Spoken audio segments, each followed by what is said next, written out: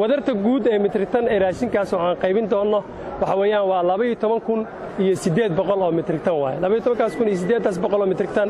kun kamid ah ayaa bariisku u yahay kun mitritan oo Ingiriis ka yimid 12,800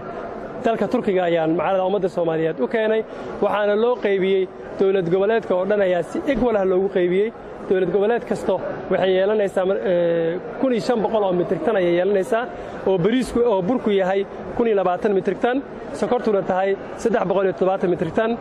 bariiskuna yahay 110 mitritan iyo qoondooyin kale oo gaar ah oo dadka loogu talagalay masaakiinta sida cuuryaamiinta agoonta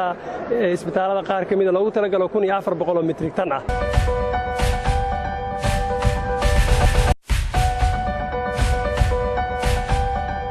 qoondadii loogu talagalay Jubbaland way diyaarsan tahay konteenaradeedu waa la diyaariyay waxaa hadhay unay markabkii oo la saaro saacadahan soo socdaana markabkii la saaraya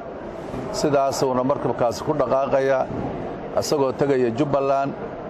kii Puntland iyo Galmudug iyo gobolka Hiiraan raashinkoodiina asna iyagana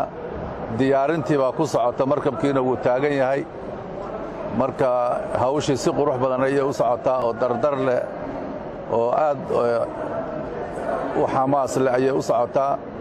marka khayr baan idin rajaynayaa wadankana Ilaah loo duceeyo inuu Ilaahay abaarta ka qaado Ilaahay baa wadanka deeqsiin kara